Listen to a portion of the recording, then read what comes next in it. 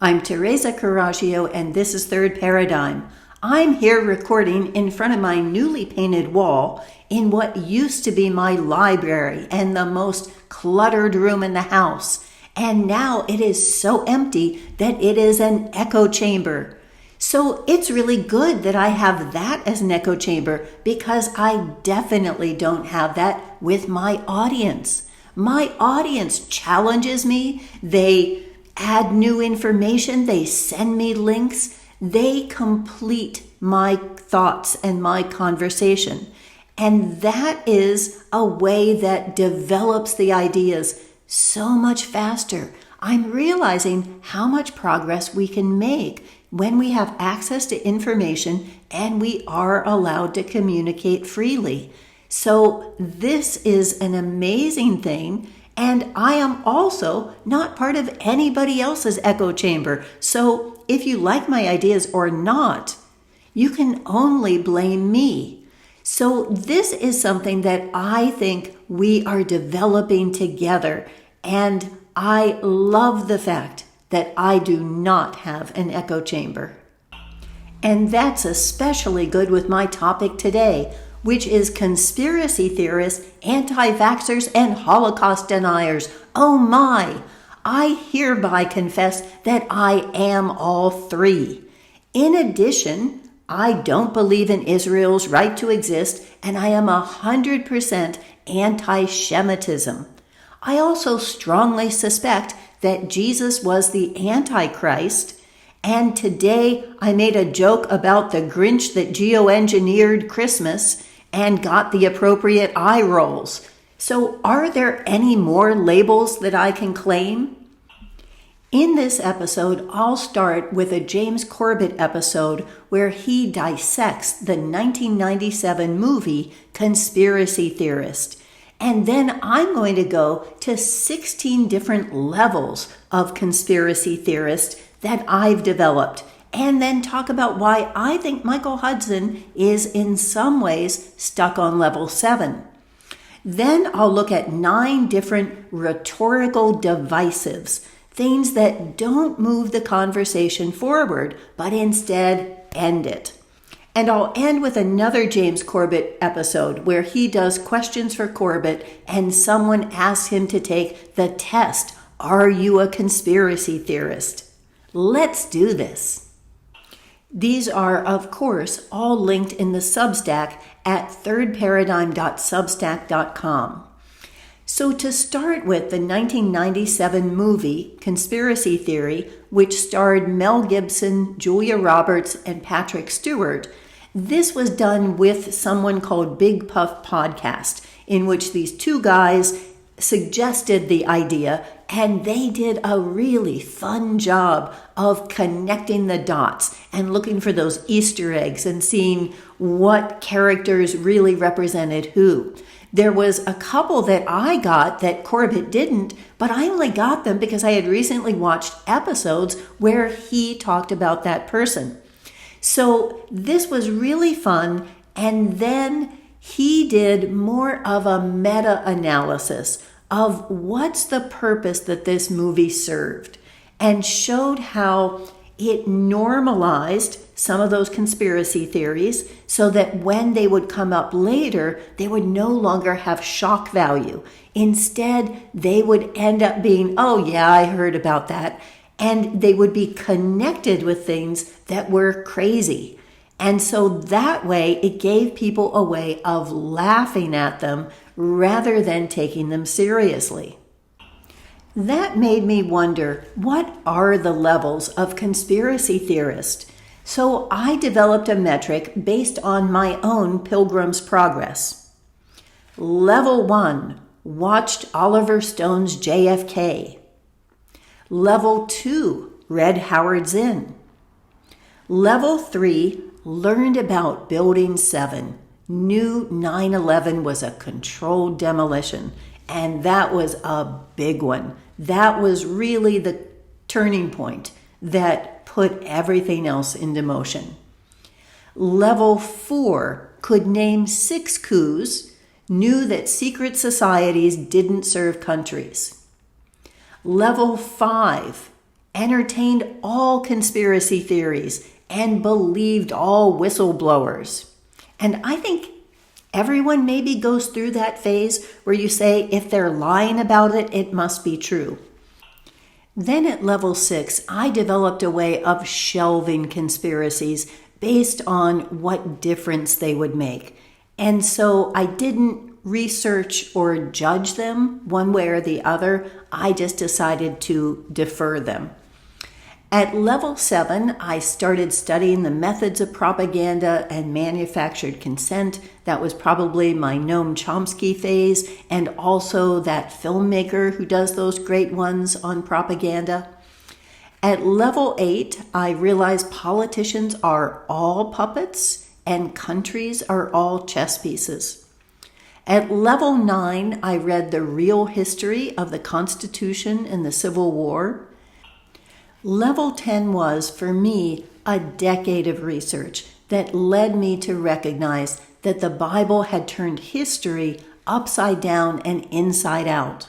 And the heroes were really the villains were the heroes, the victims were really the aggressors, and the aggressors were the victims. Level 11 was another decade of research for me that culminated in my book, How to Dismantle an Empire. It started with hearing Ellen Brown, the author of Web of Debt, speak at a 9/11 conference where she talked about how money was created. And I thought, that can't possibly be true. Everyone would be up in arms. But in fact, it was. And so that started all of my research into central banking and alternatives and how we could change this. Level 12 looked at journalism and how I could decide who to give more credibility to or less. And my metric was looking at things like, do they make money from what they're saying, or do they risk losing it? Do they risk losing their career, or does this give them career advancement? And most of all, are they risking their life by what they're saying? So those were not yes or no, they were just nudging in different directions. Then at level 13, we entered the COVID con and started discerning truth from lies at turbo speed, developed a new understanding of controlled opposition and psyops within psyops, and found communities of other people, which was a new phenomenon for me. Level 14 was learning the history of secret societies and why they matter. And I need to credit Matt Arrett and Cynthia Chung for really upping the ante on that. And then lately, Neferhotep and Francis Leader have again brought that to a whole different level for me. Level 15 was entering the rabbit hole of geoengineering and climate opportunism. And I am still only at the beginning of that rabbit hole.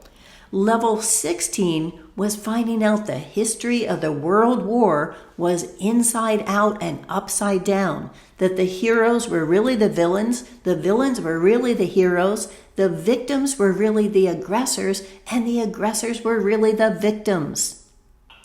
And what is level 17? I won't know until I get there. How many levels are there? I have no idea because I don't know what it is that I don't know. So this has given me a way of being able to look at different people and say, okay, I can learn something from them at this level, but they're not going to go to this level. And even Michael Hudson, who I love, and I quote him quite a bit in my book, when I was listening to him talk about NATO, West or global majority, he talks about countries as if they're actors, as if they have agency, and doesn't look at who's behind all that. And he talks about Biden as if Biden is anything but a puppet. I don't think there's ever been someone who is a clearer example of being a puppet than Biden. I recently posted a comment somewhere where I talked about the second greatest power in the universe being a person who changes their mind, and the first greatest being what I call the epiphany jumpstart, when two people are asking the same question with more concern for the answer than for their egos. I think we need to take this opportunity when we can talk to each other and make progress and look at things like the ancient Greeks did when they were debating and looking at how do we decide what is right and what is a legitimate way of arguing your point. So I made a list of what I call rhetorical divisives that are things that stop the discussion cold. They don't give it anywhere to go so that you can make progress towards that answer. What are some rhetorical divisives? The first I list is the Helen punt, named for my mother, because she would always say, well, we can't ever know anything for sure. And variations were, you can find anything you want on the internet. Or, that's not in my Bible, substitute your own authoritative text. Or, that's your opinion, I have mine. So in her world, there were no facts, and there was no logic, and therefore she could never lose. Next is the spew art, named for the spiritual pickup artist, pronounced spew art.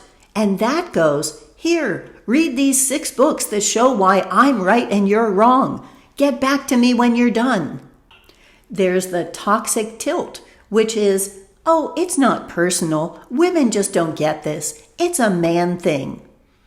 Then there's the Eeyore, which goes, everyone with power is corrupt. If you know their name, they've sold out. If they actually spoke the truth, they'd already be dead. If it changed anything, they'd never let us get away with it. There's the prove it, which appoints themselves judge and jury with the default on their side and the burden of proof on yours. So in that case, the status quo always rules. Then my dogma can beat your hypothecat. Size matters, certainty matters, belief is a matter of willpower. Real men don't ask questions. You're testing me, you devil. Be gone. The projection comes with a generous dusting of praise and a creamy center of gooey enthusiasm wrapped in a tender crumb of not at all what you're saying. It puts the object of faux devotion in a dilemma of being liked for all the wrong reasons. Do you set them straight? And the last 2 are you and me, babe. Similar to the projection, it's a club of 2, in the know, up against the world. Would you reject membership in something that exclusive? And then there's the all fun and games. Why are you bringing down the vibe when I'm just funning with you? This isn't a complete list, and I think we should add to it because I think that understanding how the Greeks could look at a question and look at how to bring about an answer from it is an important thing. But I also think, in a sense, it doesn't matter because what we have is momentum. Having one other person who understands what you're talking about and who's been in that same vein of the rabbit hole is such an amazing thing that really boosts someone who's been thinking about these things for decades. And I have a lot of practice being a conspiracy theorist of one. Just one other person changes everything. And I'll end with questions for Corbett, where he did a reaction video of looking at, are you a conspiracy theorist? This was predictably hokey, that had the gravelly voiced monster that was asking the questions, and then it had some droid with lip implants, or maybe those were lips with human implants. I'm not quite sure. But in this, he points out things like the rhetorical fallacies that they're using, even though this is on a site that is about critical thinking. It has one segment that says, you can't trust a brain. And the question that I have to that is, well, then what do you trust? The only thing left is authority. All of these are things that are leading you to say, I can't trust myself. I can't learn how to think in a way that gives me power. It also looked at people who are pretending to be 99% skeptical, but that's a fallacy because it defines skeptical as skeptical of the conspiracy theory, not skeptical of the things that the conspiracy theory is skeptical about. I really appreciated Corbett's last question, which is, what could make you change your mind? That was one of the questions that were posed in it, and I think that's a really important one for all of us to look at and to say, what would it mean if this was true? If this would be empowering, if it was true, then I think it deserves more of a close look. If it's something that, if it were true, would simply make me want to give up, then I often decide I'm just going to shelve that one. As Wild Rhodey, my new Bible co-conspirator, has said, it helps to have a good detective mind. It also helps to be interested in jigsaw puzzles, it turns out, which is a common passion I found I share with Julius Schoolafish, who is my Hitler co-conspirator. But Julius is in a league of his own. He does 13,000-piece puzzles where the shapes are only 2. To follow up in honor of Julius, here is the reality puzzle and the propaganda playbook. And this is Are We Being Manipulated on Paul Kingsnorth, both of them from the middle of the COVID con. Thank you for watching.